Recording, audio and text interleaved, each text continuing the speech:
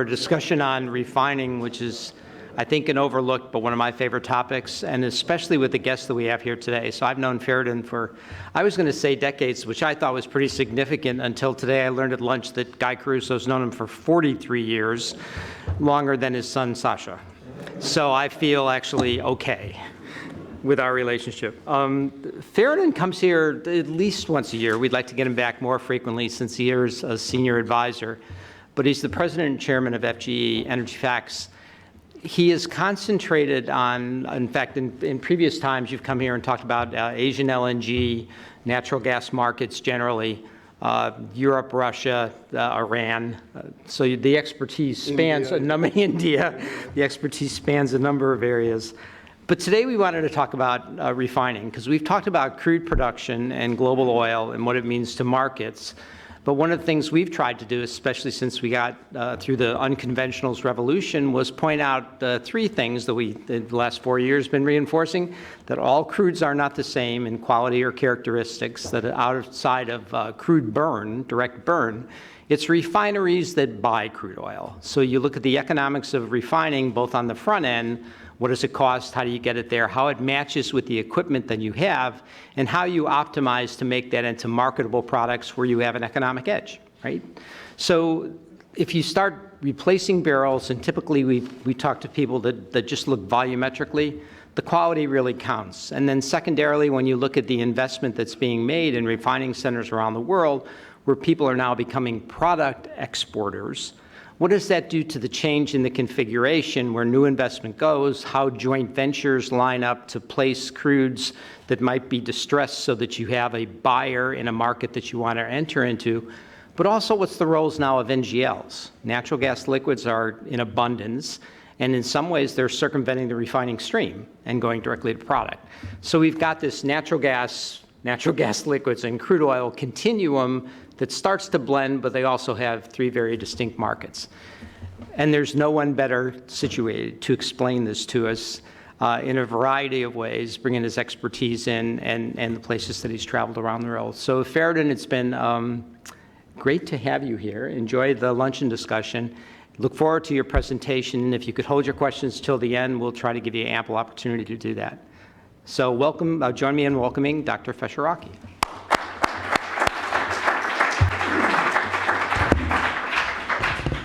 Thank you very much, Frank. I was always concerned that when you want to talk about refining, I may have an audience of 3 people. One of them would be Frank. So I'm glad there are more of you here, because within the context of the Washington policy circuit, I don't know how many people care about refining, and they think that everything is crude, and energy security issues are how much oil is there. The work that we do with Department of Energy is always hard to get them interested on the refining issues, but the reality is that it is extremely important. And in fact, if you don't understand the role of refining, you don't really understand the energy security questions. And I will try and explain why and give you some ideas about how these dramatic changes in the market today are impacting and actually changing the role of refining in the global energy security picture. So first chart I put here is just to give you some headlines. First of all, the upstream and downstream profitability usually goes in opposite direction. It's a natural hedge. This is why integrated companies have done better than many people expected. For example, 2015, the worst year for the upstream in decades, and the best year for downstream in decades. This is the reason that the integrated companies could pay dividends and keep the value of their shares, while those who were totally in the upstream business were decimated by the decline in the price of oil. Now, if you think about it, oil prices are decided by a variety of factors, whether it's OPEC, whether it's geopolitics, natural disasters, and also economic growth. Of course, if there's poor economic growth, then there would be weaker prices. But economics is not the only factor, there are other factors. when it comes to refined products, product prices are mainly derivative of the economic growth. So one part is heavily driven by a variety of factors, and one part driven by economics. Of course, price of crude and price of products, they feed on each other. So whatever is the price of crude, the price of products will be responding to it. But actually, price of products are determined by other factors. There is no OPEC, there is no sort of geopolitics.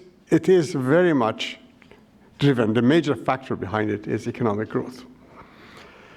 And the production flows for crude are a function of refining needs. As Frank said, nobody uses crude oil. You only use refined products. So what you need in a refinery, depending on the quality of the products that you have, environmental specification, determines what kind of crude you get. In the refining business, there are linear programming models called the LP models that people run. So you know what kind of crude quality you take for the yield of the products that you need. In the product flows are heavily driven by environmental considerations. You can't bring in products to one country if it doesn't meet the environmental specification. Whether it's aromatics, benzene, cetane index, and sulfur, all of them are driven by the environmental specification, and storage, and infrastructure. So you move the crude in a much easier way. The products are a much more complicated story. Now, the US has the best refining system in the world, without a doubt. What is called a cracking distillation capacity of 36%. But there are many countries which are getting close. Korea is very close. In India, the Reliance refinery today in India is the best refinery in the world. Who would have believed India has the best refinery in the world? But they do, the largest and the best refinery and the best managed refinery in the world. And then in China, one part of the Chinese system, the Sinopec group, they have refineries which in quality are not far away from where the US is, while the rest of the Chinese refineries are not so well positioned. So when we look at the world system, there is a huge varieties. You would not have expected the best refinery in the world to be in India and one of the best systems to be in China, or that the Koreans would be so much better than the Europeans. Latin American refineries are well behind. They are slow, they're backwards. In the Middle East, the Iranian refineries are all backward. The Saudis and Kuwaitis all have state-of-the-art refineries. So very different style.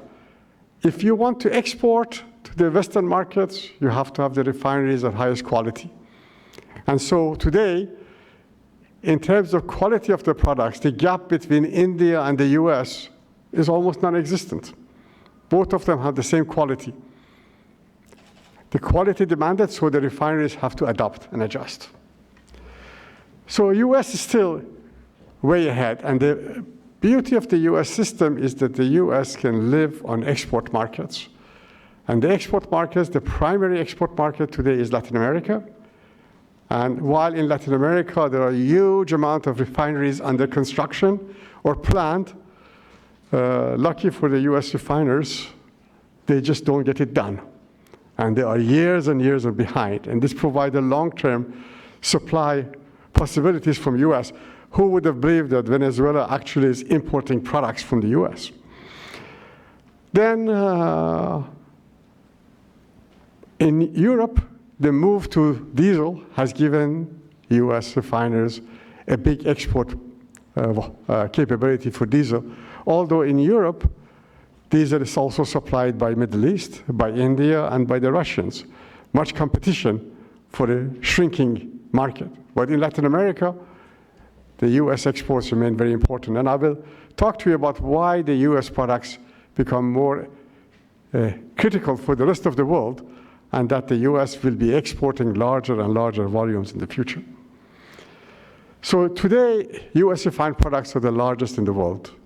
Exports, 4.5 million barrels per day. Imports, 2.5. Net exports of about 2.3, 2.4 million barrels per day, number one in the world.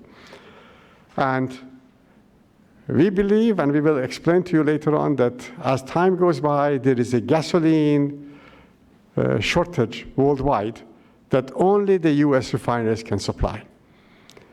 When we do our balances for the world, we are short of gasoline, and the only way the gasoline can be balanced is more exports from the US. So not only the US exports of gasoline today to Latin America, but we expect huge amount of US exports of gasoline to all over Asia, without which the Asians cannot balance their system. So it is something which is in the making and still has future growth prospects in a very big way. Now, to go back again to what Frank was saying, that refining is the invisible element of oil security. Think back to the time of oil embargo, first one, where Gaddafi cut back production in Libya, brought the European market to its knees, and made the international companies which were producing in Libya to capitulate and give him much higher prices. That was the beginning of the rise of OPEC. At that time, the refineries were simple refineries, heavily dependent on the light sweet crudes, which Libya provided. And the critical factor, if Libya or anybody else did this today, it makes no difference because the refineries are not so well equipped and prepared themselves for lower quality, heavier grades that simply it doesn't matter anymore whether any light volumes are cut off. But at that time, the world was different. And the reason they succeeded in Libya at the time was because the world refining system was not prepared. And it was the refining system which created the growth in the oil price, not the oil price by itself, because Libyan production was still, even those days, pretty small, but critical for the European market, which was so heavily dependent on the light crudes. So today, even if everybody had, at the time, even if you had all the crudes that you wanted from Russia or Saudi Arabia, it wouldn't help. Because not all the crudes are the same. The qualities are different. Now, the nature of what the markets need have changed. What the markets needed was light sweet crudes. Now, what the market needs are heavier grades, which increases your options substantially. And that has pros and cons by itself, because when you invest your refineries preparing for heavy grades, that basically means that you are spending more money and preparing yourself for any eventuality. Then if somebody comes and offers you light crude, you say, I don't want it. I want the cheaper, heavier grades, which is the issue with the US shale revolution. That what the US shale revolution created was light sweet crudes. And what the US did was that it stopped importing these from Nigeria and Angola. But that crude, until it could get exported, had to be discounted inside the country because it was not what the refiners wanted. At the time, there was a lot of arguments. I remember that people thought that the refiners thought, I have to fight tooth and nail to keep this crude inside, because as soon as the crude goes out, then the price to me goes up. And the producers, they thought, well, I am not capturing the real value. I should export more to be able to get more money. When the cat and mouse game with the condensate exports, our Department of Commerce started that you can not export, but if you export and you're violating the rules, I will tell you so. Basically, that small volume of condensates which left the US started to create the right differentials between Brent and WTI.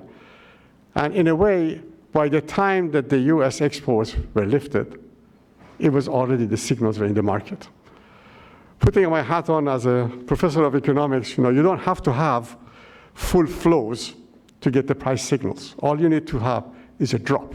As soon as there is a drop that you can get the light through, that is enough to change the differentials. And so when the markets, I think, mistakenly thought that the US lifting the prohibition would create a huge exports of the US crude, and of course it hasn't happened. The US exports to Canada, which was exported to Canada anyway under NAFTA, some additional exports to Europe and Latin America are seen, but it's a minor. Most importantly, the critical Asian market, where 80% of the growth of the world oil demand is not taking any of the US volume at all, because it's the wrong quality. There's plenty of Nigerian crude available, begging for a market. Why would they come and buy US volumes? So the fact that this happened, this was a logical economic move, good for the world, but expectations, neither the refiners lost out a lot of money, nor the producers gained a lot of money because of this. So much of it was based on, I think, false expectation about what happens, because what happened actually had already happened when the Department of Commerce relaxed the exports of condensates. So in this environment, the quality of the crude is critical. And the refiners have moved gradually to position themselves to build sophisticated refineries which can take any kind of crude. Now, what is the negative part about this? If all of you are prepared to take heavy grades and you start taking heavy grades, then the price of heavy grades go up. And the price of heavy grades goes up, most of your benefits that you expected to get by cheaper heavy grade disappears. So this, I think, is, again, the idea that everybody thinks of the same idea at the same time is a bad idea, by definition. So I remember in 2006, former Minister Ali Naimi said, the reason the price of oil is jumping is not because we don't have enough crude. You just don't have the right quality refineries. Everybody listened, and everybody invested. Now they have so much capacity for the heavy grades, there is not enough heavy grades available. And the heavy grade prices going up, the economics of the investments of those heavy grades is now questioned, because you invested too much and got this in. Meanwhile, the Saudis decided that they want to build 3 refineries, 400,000 barrels per day each, using Arabian heavy. So that's 1.2 million barrels per day of Arabian heavy leaving the markets. So see, God moves in mysterious ways. So I wanted to come up with a picture, a very dramatic picture of how the world has changed. Venezuela used to export to the US, and Venezuelan crude was critical for the US. At that time, Canadian crude was coming to the US, but there was no oil sands. And at that time, the Saudi heavy grades were very small. So Venezuela and Mexico were critical for the US. Then Mr. Chavez came and he said, I don't like the Americans. I want to export my oil outside to punish the Americans. So he sought markets, and as of today, India imports 400,000 barrels per day of Venezuelan crudes. And 400,000 barrels per day goes into China. So huge volume of Venezuelan crudes ends up in these markets. Pretty much unnatural market, because Venezuela doesn't have a Pacific coast. The transportation costs are atrocious. And in China, their mistake was that they sold the crude to the wrong company. The sophisticated company in China is Sinopec, not PetroChina. And because PetroChina had upstream interest in Venezuela, they said, okay, you do it. And they said, okay, fine, we'll take it. We'll build a refinery, and you pay for it. And Mr. Chavez said, okay, as long as it doesn't go to the Americans, it's fine. But what happened is that the oil sands appeared, despite of all of the problems with Keystone XL. Oil sands are reaching the US, and oil sands are coming 8-10 degrees API you have to take now. At the time that oil sands are being developed, all the analysis in Canada was looking to bring in condensate from Qatar and from Australia to blend into the oil sands, the so-called dilbits, so they can get it to the US. But the new shale revolution, all this condensate type crudes available. So export to Canada, mix it in there, bring it back, strip it, send it back up again. It's a magical process. Must be the hands of God involved here, because nobody else could have imagined this. Then what happens is that now we don't need the Venezuelan crude. In fact, if they didn't export it to China and India and they wanted to sell it here, they would have problems, because as long as the oil sands come down, blended, satisfy the Gulf Coast refiners, there is not that much need for it anymore. And the options have become much, much bigger. So in fact, now you say that, well, maybe what Chavez did was not so dumb after all, because In the beginning, he wanted to punish, but ended up to be actually something that the US wouldn't need anyway, in a very dramatic fashion. So the quality issues, the heavy, light issues are extremely important. And the amount of investment that you make is very much dependent on what type of crude you put in. So supply chain is the same, but different dynamics. Oil is a natural resource. Refineries are manufactured, a manufacturing process. Crudes have vast variety in quality. The products don't, because in any country you go, they set the standards. Gasoline, diesel, jet fuel, fuel oil, everything is set.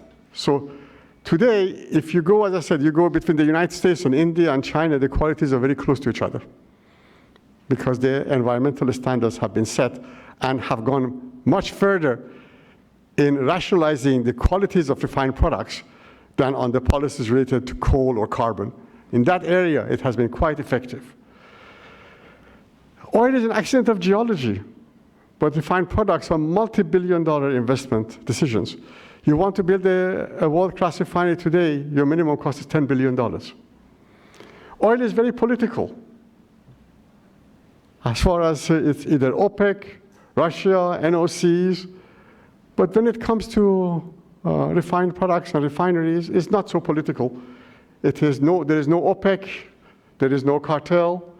It is, of course, impacted by oil prices, as everything else is, but the level of exposure to geopolitics is very different.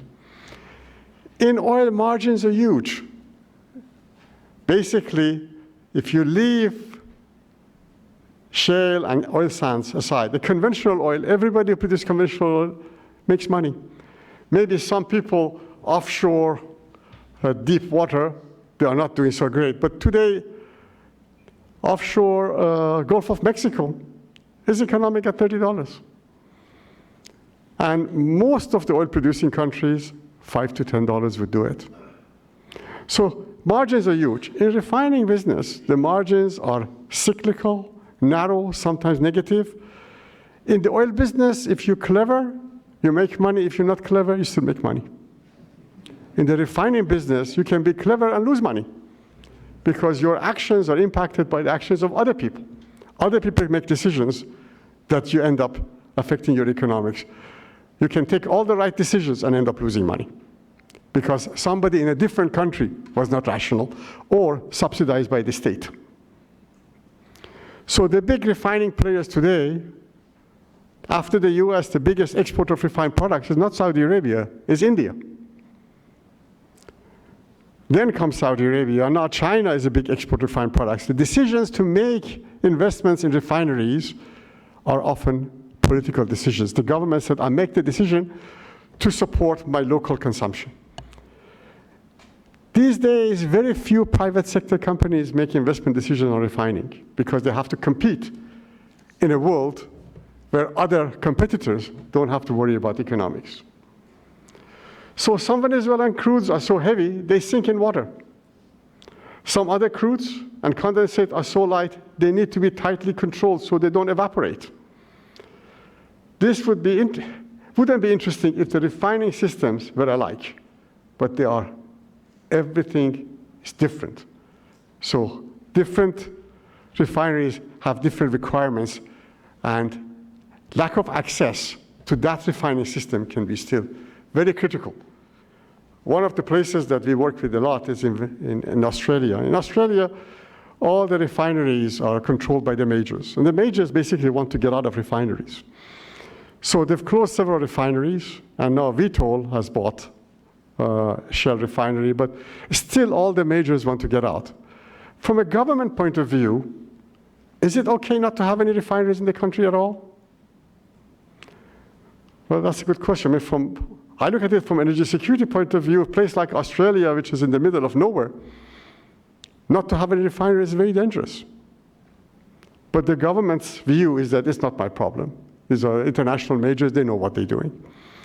So a lot of these questions, still energy security questions, have to be answered based on location and availability. If you are in a place like Europe, then it doesn't matter. eventually, every few weeks, one European refinery closes down, and eventually everything or most of it will close down. And it's okay, because the Russians are sitting next door, Indians are sitting next door, the US is supplying. They can supply the market. But if you are far away from centers of consumption and you don't have a refinery, you only can access crude oil, that's no good to you. So US refining dynamics have turned upside down, so dramatic. There are two major factors in play in the refining business: cracking and upgrading. Cracking in the US has gone very far. So under upgrading, US now has not built new refineries for a long, long time, but improved the qualities. The refineries in the US Gulf Coast are by far the best. In California, they are in a cocoon. So very hard to compete with them, because even if you bring in refined products to California, how do you get them in? Almost all the centers of entrance in the California market are controlled by the people who are players in it. So in a way, the environmentalists have made California operations very profitable for the oil companies, because what the environmentalists have done, they blocked entrance, and they blocked international competition by making California standards one step higher than everybody else's. East Coast, some good refineries, some weak refineries, but there are some refineries which ought to disappear, and some will disappear. But the heart is in the Gulf Coast, where you can supply the US, but also Latin America and in Europe. Of course, one of the issues that I'm always, as an outsider coming to Washington, I see people here question everything. They question government policy, they question, even IPAC gets questioned in Washington, but nobody questions Jones Act. There is something message in here.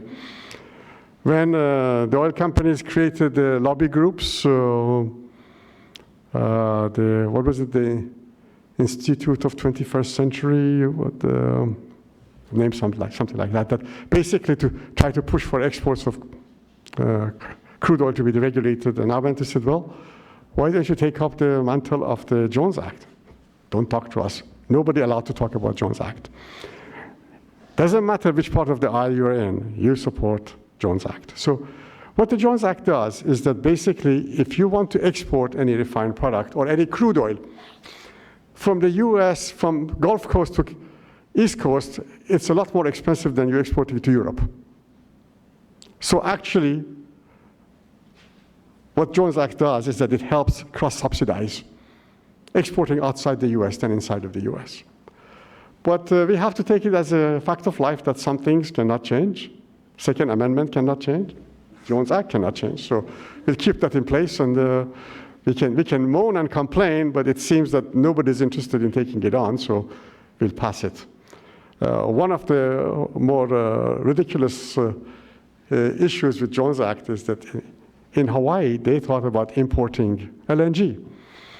Of course, so much LNG is exported from the US, but you can bring exported from the US to Hawaii because it's not Jones Act compliant. There is not one Jones Act LNG ship compliant available in the world. Doesn't exist. So you have to go and build one and crew it with the US merchant marine to bring it. So basically, when Hawaii imports LNG, it has to bring it from Australia. Cannot bring it from inside the US with all the availability as part of this implication of Jones Act, which on the oil side, it has its own bizarre capabilities, but on the LNG side, because there isn't one which is compliant, making that bizarre trade flows, which is beyond economic logic. US refiners have made money, but life is not simple. There are many, many complications in the US system. From before the ability to export crude oil.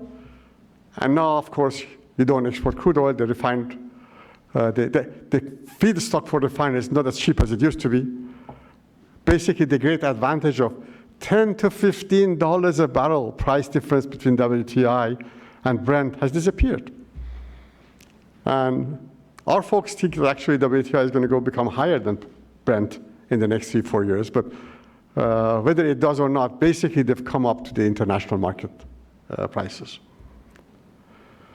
Of course, it's going to get more complicated.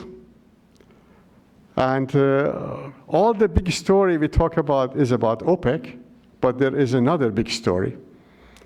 The big story, which I wrote this one, I didn't know that today the announcement came out that the International Maritime Organization has now moved to make the bunkering regulation worldwide, bring it forward to 2020. Now, you may know what that doesn't mean, but it is the biggest story in the oil business, bigger than OPEC business. Because today we have 4 million barrels per day of bunkering, which is using 3.5% to 4% fuel oil. In the US and Europe is already resolved because the low quality is gone. 0.5% fuel oil is used as a bunker. But the majority of the demand is in Asia, Africa, Latin America, and the Middle East. And that gets subject to the IMO regulations. Now, if God Almighty comes up from the heavens, they cannot make 0.5% fuel oil by 2020. So what is going to happen is that we have to end up first cheating, lots of non-compliance, use LNG for bunkering, blend diesel. So all the diesel surpluses in the world today are going to end up being blended into high sulfur fuel oil to make the volume that you want. So huge changes. And the price of fuel oil will collapse. The refinery economics will go to the roof. Everybody's intakes to fuel oil will have the prices lower. So very dramatic shift. This is the first big shift in the relationship between refined products, again, imposed by a regulator.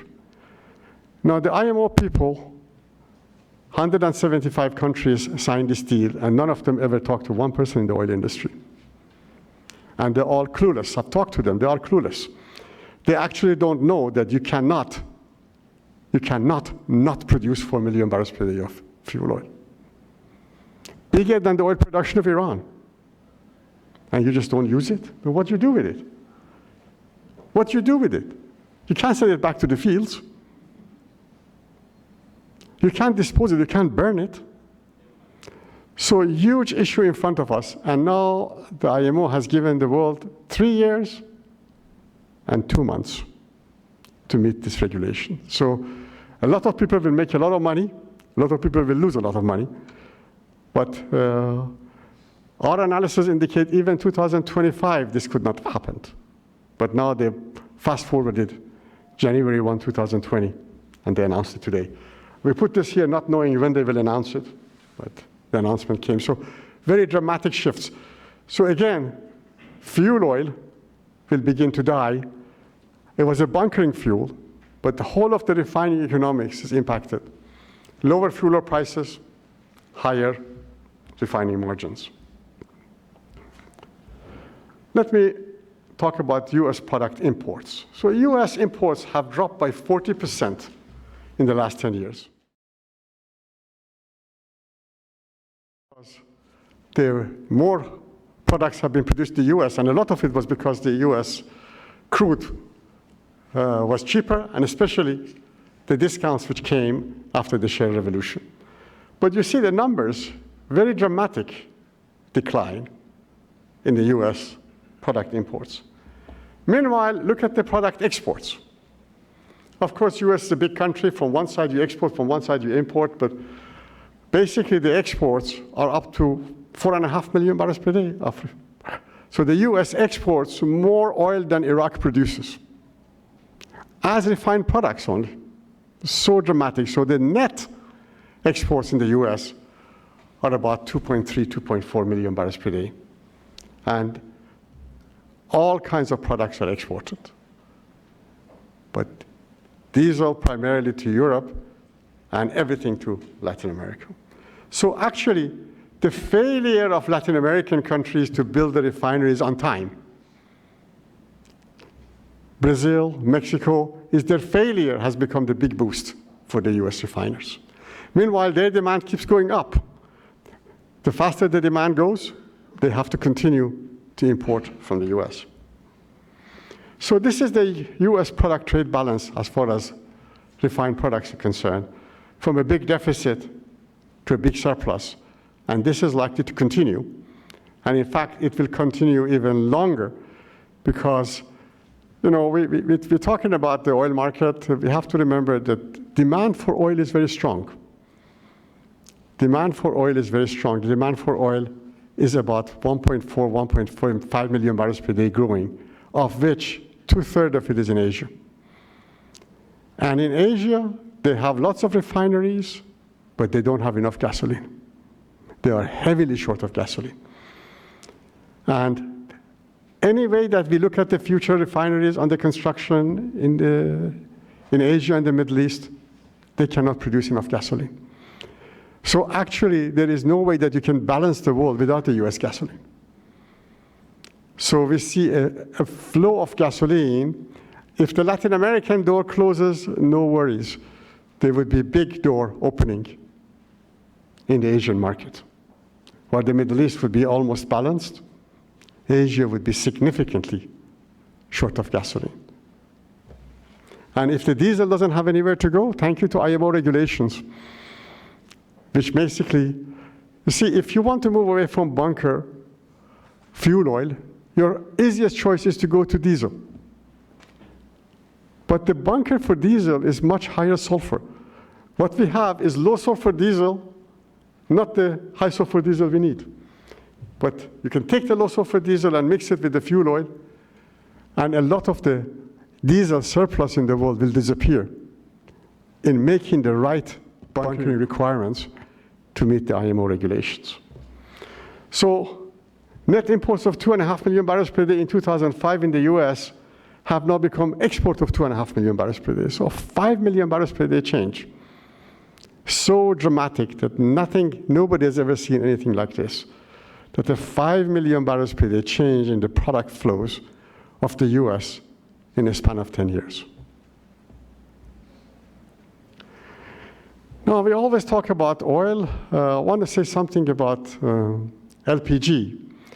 Some of you may not know what LPG is. LPG is butane and propane.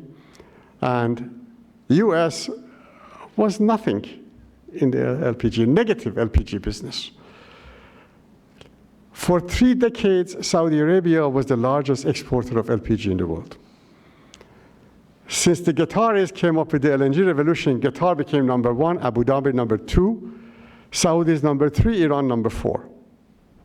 In a span of 4 years, US is bigger than Qatar and Abu Dhabi combined. And in 2 or 3 years from now, bigger than the two of them plus Saudi combined. The problem with exports of propane from the US is that in the US, all the products are derivative of the natural gas price. In the outside world, it's derivative of oil price. So until the price of oil reaches $65, US propane does not find the economic value, although it's being exported at the moment at any price. But the volumes which are coming means that the world will be flooded by the US propane. US propane comes from 2 areas, either from refineries or from gas shipping. Both of them supply to this incredible rise. Everybody wants to do PDH plants in China. Everybody wants to buy US propane. So US propane becoming more and more popular. The only thing is that if we have the price of oil rise another $10, everybody in the US who's made money actually is going to get some return on investment. At the moment, they don't see it, but the monies are sunk, and exports continue in a very big way. This is the US gasoline balance. Continues to go up, up, up, and we expect that to continue. Diesel, not so much. Trade balance, diesel is flat to declining. And when we look at the world oil demand growth, still all the growth is in Asia, although it's a bit slower than the past.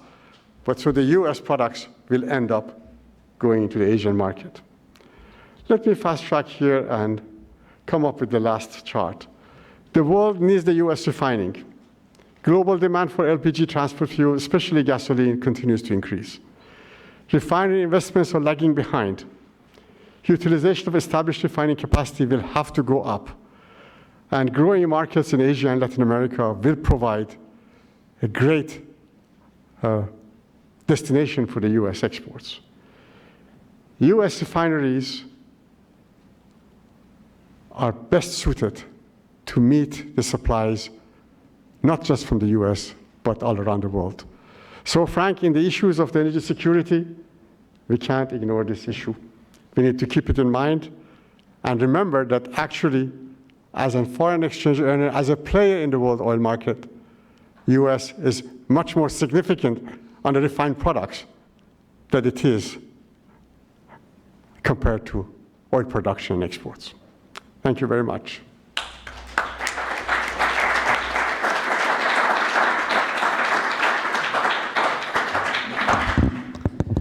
Thanks, Fereidun.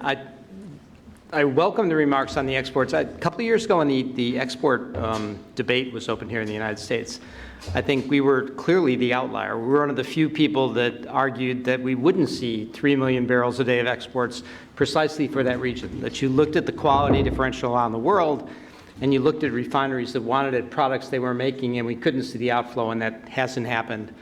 I'd like you to skip back 2 slides, one that you ran over real quickly, but you didn't show, because this is the new investment in refineries around the world. Which one was this one? Keep one more. There you go. So additions and closures. When you start looking kind of east of Suez, where new capacity is growing in Africa, Asia, the Middle East, what does that mean for trade shifts, for product balances? Where crude came out of these areas before, now products go, but do they stay interregionally? Do they go to markets traditionally served by other refiners? Are we starting to see a Western Hemisphere, Eastern Hemisphere shift? Well, not really. You know, what we see is significant closures in Japan. And in Japan is an easy story because Japan, the population is falling and getting very old, so they use less. So obviously they have to close. So because they are not a big exporter or importer of refined products, they don't make that much of a difference. Mm-hmm. But it is significant in Japan, and it's all government-led. The METI decides what to close, and people will follow. And the METI Ordinance 1 was completed. METI Ordinance 2 will complete by March 31st of 2017. And the refineries in Japan will go from 5 to 2.5. We're still expecting 40% drop in Japanese demand for oil products between now and 2030. So if you have 40% less demand, you need 40% less refineries. Yeah. In Korea, it's very different. 50% or 55% of refined products are exported. So they actually are much more extreme than the US too. They have to live on export. So they have high quality, very competitive products, and nobody's closing anything. They are running 100% utilization. Then in Australia, you have a market. Australia's similarities to the US is that gasoline demand is growing. Mm-hmm. Because it's a big country and people drive a lot, and the taxes are very low. But what happens in Australia is that all the refineries are old, the sizes are small, and you have a really bad regulator, what's called Australian Competition Commission, ACCC. So they are all on the death row. Basically, half of them have closed, and the other half will close probably after 2020. Beyond that, you have some teapot refineries in China closing here or there, but people are still building refineries. But those who are building it are all government. This is the part. I think that the international majors, they say that when the governments are coming in there, I can't compete with them, so I get out. And I sell to them, and I go out. Then you have traders, Vitol, Trafigura, Glencore, they come in there and buy specific refineries and make it a trading hub for themselves.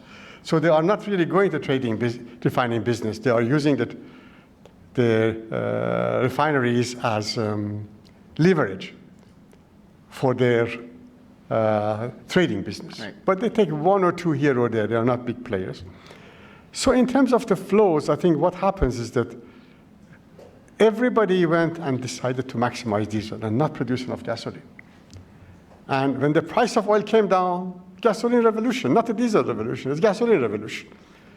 As long as the price of oil, we believe, is under $60, gasoline demand will grow fast everywhere. I mean, the US this year growing, maybe not so much next year, but there is in China and India, double digits gasoline demand. So the world is getting short of gasoline and excess in diesel.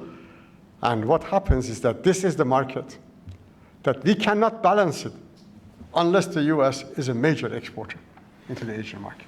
Okay, which then leads to the questions on climate change. So if we move to decarbonize and change the transportation sector, unless these cars are created and people buy them, then they stay in the system for a long, long time, that the gasoline demand increase could look sketchy 10 years out, right?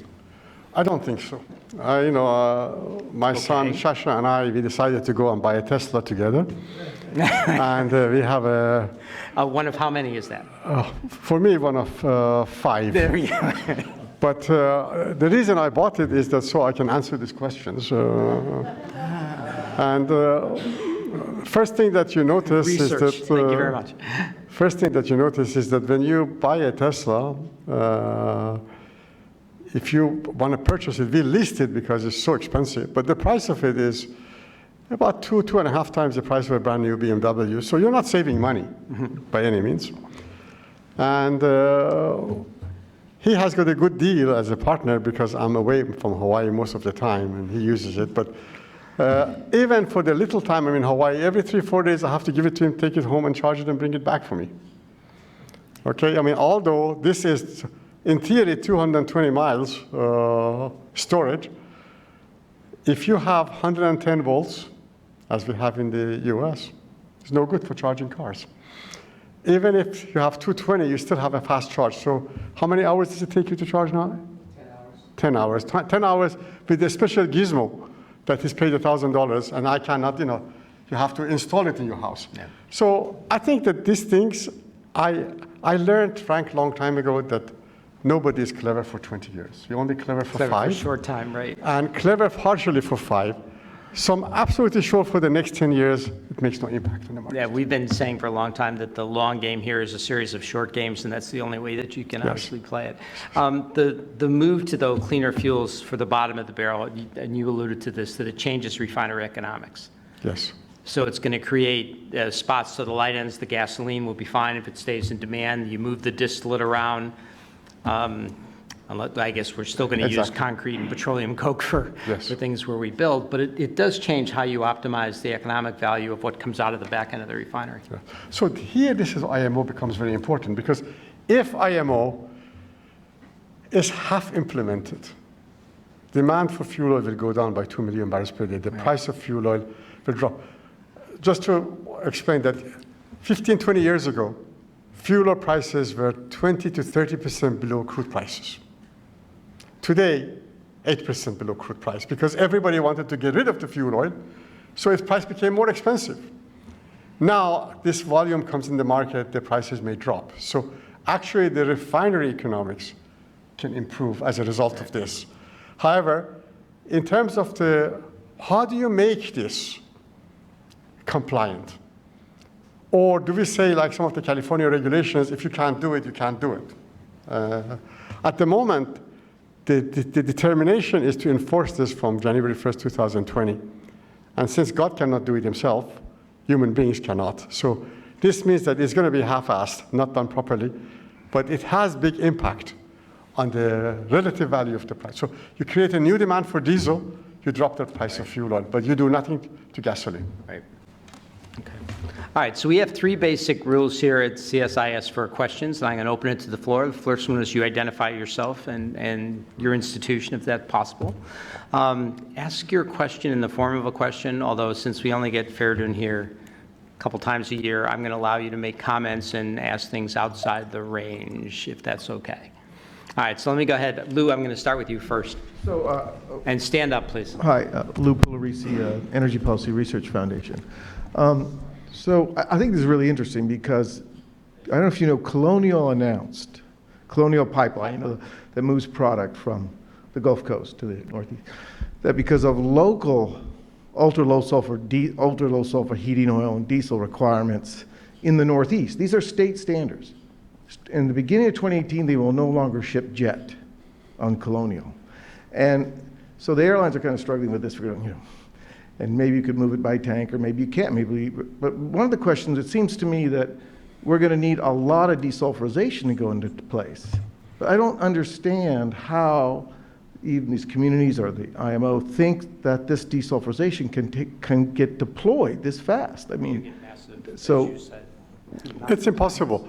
We actually did a study that if you want to do the desulfurization for all this fuel oil, it's going to cost you $300 billion. And nobody's going to do it because there's no rate of return. And once you do it, then the prices change. Your economics disappears. So it cannot be done. I talked to some people at IMO, and I said, I ask a question that let's say we come up with a magic formula to replace fuel oil, a new bunkering fuel. And, or, tomorrow natural gas can come in and make bunkering easy. And so what are we going to do with 4 million barrels per day? And the answer was that tell the refiners not to produce it. I said, no, I'm sorry, it's not their choice. You have to produce these things. Why? Just tell them not to produce it. So this shows the extent of their understanding of how the refining system works. So they don't care. But the view of many of people in IMO, as with many environmentalist groups, is that industry has lied a lot to us. So if you force them to do it, they will do it.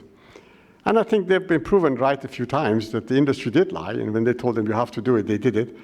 But this time, God cannot do it. It's impossible. But it provides interesting opportunities. Magic of blending, what you do in the refinery before it comes out. So what the US refiners probably come up with a new export grade, which would meet the specification by playing it, fixing it inside the refineries. But there would be an incredible market, and we expect that bunker material to have a big premium over fuel oil, and maybe not far off from a diesel price. So people will end up making a lot of money just to be compliant.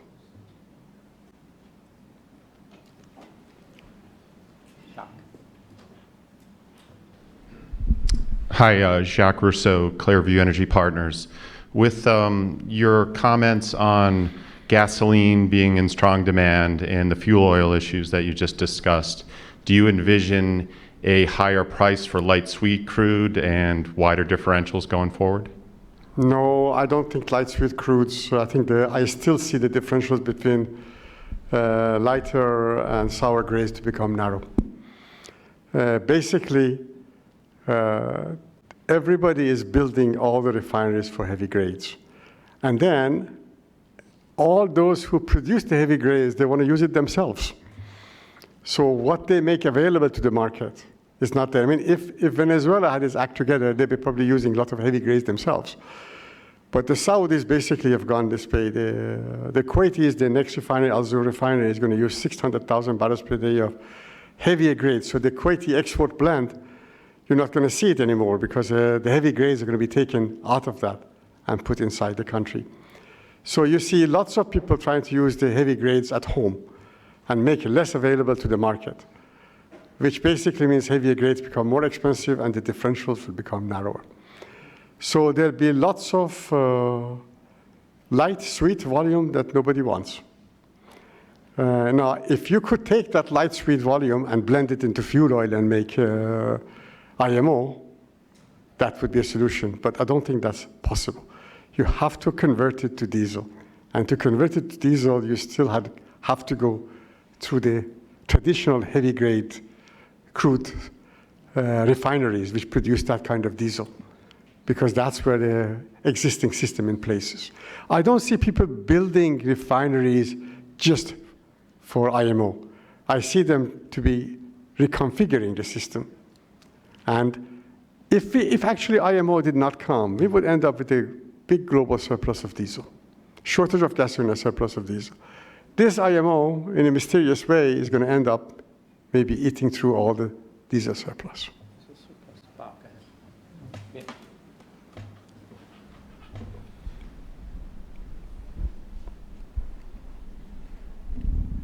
How will these things, I'm Bob Hershey, how will these things affect the demand for gasoline in the U.S.? Well, demand on gasoline in the U.S. is a function of the CAFE standards and the enforcement and policies. So I don't think they affect anything at all. Our view was that the good year this year may not be continued in the future, but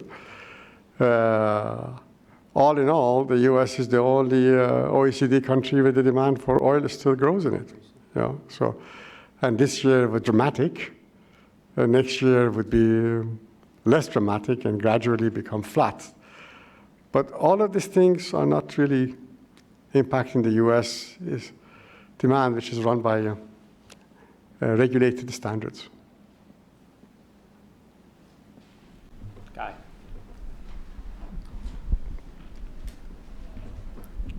Thank you, Fereidun. Guy Caruso, CSIS. As you mentioned, the majors are mainly getting out of the refining business or would like to. You think that's a strategic mistake given the outlook that you've just presented? Well, that's a good question. Marathon and ConocoPhillips, they divested out because they said this refining business is not profitable. And I said that if you can be clever and lose money, and that sort of is important because at the end of the day, it is cyclical and the margins are limited. But it's a natural hedge.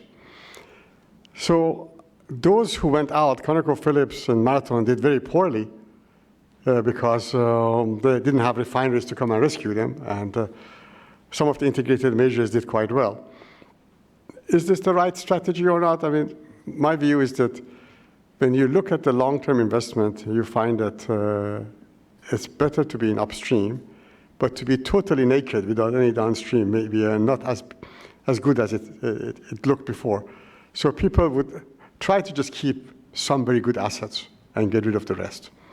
And if you look at companies like BP, Shell, ExxonMobil, Chevron, they're all pretty much, they try to sell all the weak ones and hang on to the strong ones. And I think that's the strategy which works. Hi, John Canese. Looking at your chart there with Japan, domestic gasoline and fuel consumption going down, you don't see them as competitive against the U.S. exports into that Asia region? No. Okay. Japanese are high cost, small, inefficient. They are not in the league. Competition to U.S. would be Korea. Koreans are ferocious. I said, Japanese companies are like, refiners are like a 4-cylinder Ford Escort. Do they call it Ford Escort anymore? I don't know. So slowly goes from one place to another, but happily gets home. The Korean refiners are 8-cylinder BMW, but has to do 120 miles all the time. If they go 100 miles, they crash because their economics are based on full utilization. So they have to run really hard. So which one is more competitive? Of course, the one which goes faster, but the one which goes faster crashes more often. So the real samurai have moved from Japan and went to Korea as far as the oil industry is concerned. The Japanese oil industry, very docile, nice guys. They talk to each other, they're friendly, no secrets. In Korea, you talk to one side, the other side want to cut your head off. So much more ferocious than it is in the US. So Japanese are not competition, but the Koreans, their problem is that in Korea also population has peaked now. And if you cut out the petrochemical feedstock naphtha, then the Korean demand is also beginning to fall. And the more it falls, then the more they have to export. So they are now a major player in the global system, but what they produce is not enough. And the gasoline, you have to get US volumes in. And we haven't seen it. This is the beginning of the curve. For the next 10 years, starting from 17, 18, US exports we expect to escalate in a big way in Asia-Pacific region. So you realize that one of the Twitter feeds that's going to be going out now is that Koreans are ferocious. Now, Ferocious, kind yes. of put that in that. And Doug, go ahead.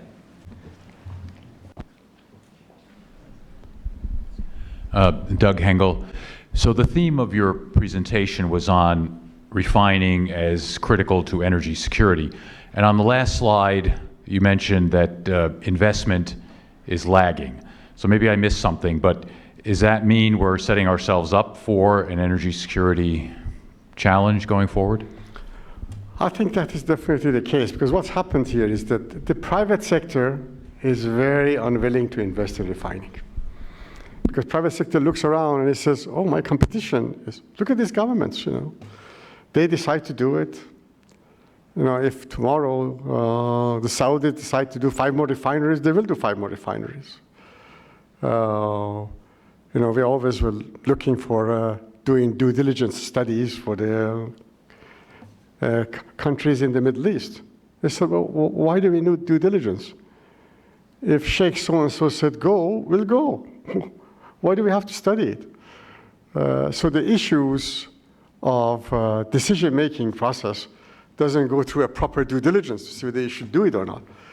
So the private companies say, in this world, you know, I don't want to be a big player. I'll take a few niche places and stick to it, but I don't want to go in a big way. The governments, like in the Middle East now, there's less money available from oil revenues, so they're building less refineries. And or maybe they want to build up the defense industry. They want to subsidize people. They don't have enough money for this. So their decisions are not totally driven by what is needed in the market. The decisions are driven by what is the priority at home. So the way we're going at the moment, we are going for, as of today, there are no decisions on new refineries. There's one refinery coming in Turkey in 2017 and one in Vietnam in 2018, and nothing else. Everything else is under construction slowly.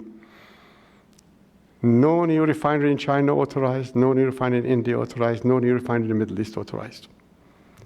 Everything is not under construction for a number of years, they leave it. So since the private sector is not doing it and the government sector is not doing it, I think we may likely be setting up ourselves for a deficit, which is where the US refiners can fill the deficit to some extent. And if the US refiners then lose Latin America because refiners in Mexico or Venezuela and Brazil come faster, then they have someplace else to go. But there is the pattern that we've seen before of continuous investment in refineries. That for now has stopped. Well, we went through a period of rationalization where Yes. we had too much capacity. Too much capacity. Underutilization. I want to ask you a question on China, because you do a lot of work in China. So everything you talked about today, when you start looking at oil demand, product demand, crude quality, when you look at strategic reserves now, so the size, composition, disposition of the reserves is going to change depending on what refineries need in the future and where they're located, right? There's been a lot of discussion on this overhang that maybe we've underestimated what China has in storage. And if it's, in fact, there's been some suggestions that it may be 3 or 4 times what the 200 million figure that people are carrying, but that some of that, or most of that, will probably stay in that region. That won't be available to the rest of the world. So the good news is, well, you won't have to help China if there's a shortage. Bad news is, not likely to flow out to the rest of the world. When you look at that number, when we come out of, we talked about balancing earlier, or the rebalancing earlier, this notion that we're not going to work off the total stock level that we have now, because new situated strategic stocks and new logistical stocks in the United States we're finding close to refineries, close to pipelines that have been reconfigured, close to production in the field, new production that has to go to the refinery, so you're commingling crudes, the absolute number isn't going to be as important, and it will likely be higher than it's now minimum operating level, inventory operating level. So are we going to be surprised when we get to the point that we start working things off, it could go rather quickly? Okay, let me clarify something on China, because there's a lot of misunderstanding in China, and some of it is Transparency? no, helped by the IEA misreading things I too. agree with that. So basically, you have three components in China which impacts oil imports. Number one is demand growth. Demand growth in China is pretty healthy. It's about 250, 280,000 barrels per day this year, and heavily driven by gasoline. Diesel demand in China has dropped by 4% year-to-year basis. Second component is that the Chinese production of oil has begun to fall. This is a very big issue, and we have observed China closely. I remember in 1990, 20% of the foreign exchange earning of China was from oil revenue, oil exports. Okay, they were exported until 1990. Now,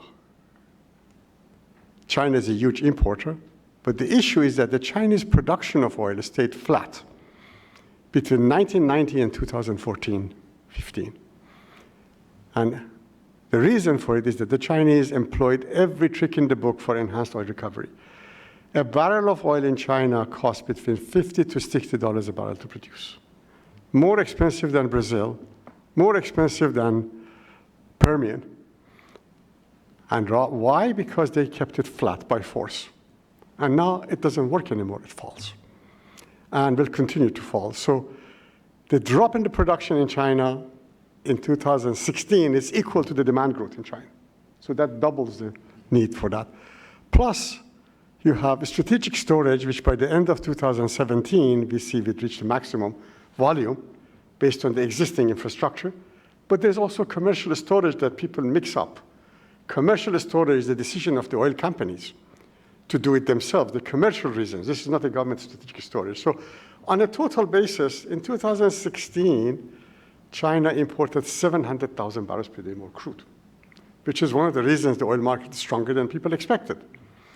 And mistakenly, a lot of them are macroeconomic analyst friends misread. They say, well, China's economy is slowing down, so oil demand must be going down. No, it's not the case. Oil demand is very strong. Macroeconomics does not affect gasoline demand, affects diesel demand, but not gasoline demand. For 2017, we expect this demand growth, the imports to be even higher, as the demand will be about the same, but the production will fall. Strategic storage will reach a maximum. But the big story, Frank, in China actually is the teapot refineries. Mm-hmm. So in China, there's 3 million barrels per day of teapot refineries. These refineries are all crap refineries. Utilization on it was less than 30%. And the assumption was that they will all close. When President Xi became president of China, one of the cornerstones of his policies is that he doesn't like the oil companies.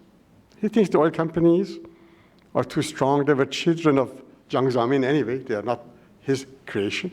So he decided, in my view, to punish them. And while God punished them at the same time too. Because the way they made the money was that they produced the oil at $50 and they sold it at $100. And they took all this and bought all the assets in the world. Now all the Chinese companies are really poor. They don't have any money anymore. Because now they spend $50 or $60 and they get less than $50 for it. But they had two avenues of making money. One was from refining. Refining margins in China are 20% higher than the refining margins in Singapore. So much more profitable to do refining in China. And then from LNG imports. So what the government did is that they decided to support the teapot refineries by giving them crude allocation. The Saudis are selling crude now directly to teapots.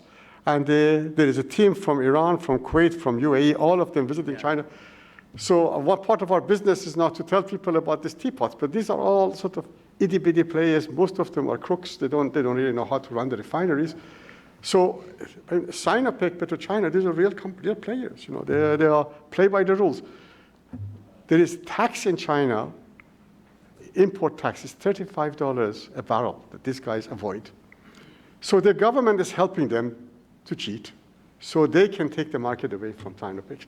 So Sinopec and PetroChina losing market at home, they have to go outside and export. So if you look at the Chinese exports, they have tripled in the past 8 or 9 months. And they are now not only exporting a lot of diesel, but for the first time exporting gasoline.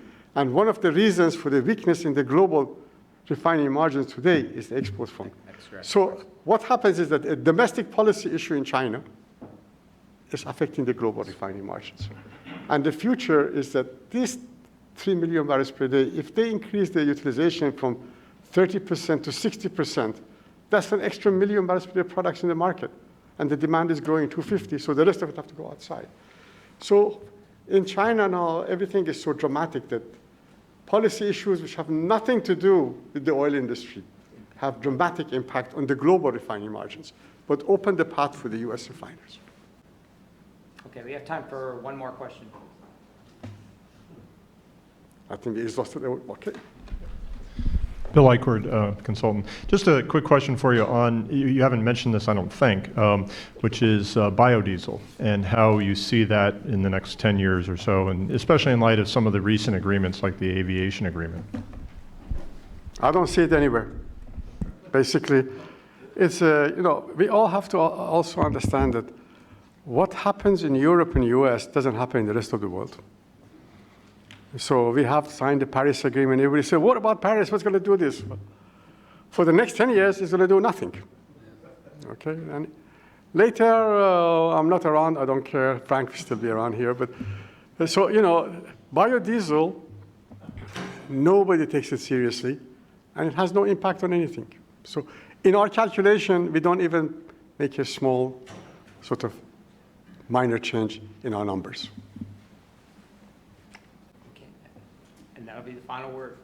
Fereidun, we always love that you come here. Your candor and color are just wonderful, but also the description that you give of the world and tie the pieces together. It's just terrific to have you here, and we're proud to have you as a senior advisor. Please join me in thanking Dr. Fesharaki, and we'll bring him back here next year.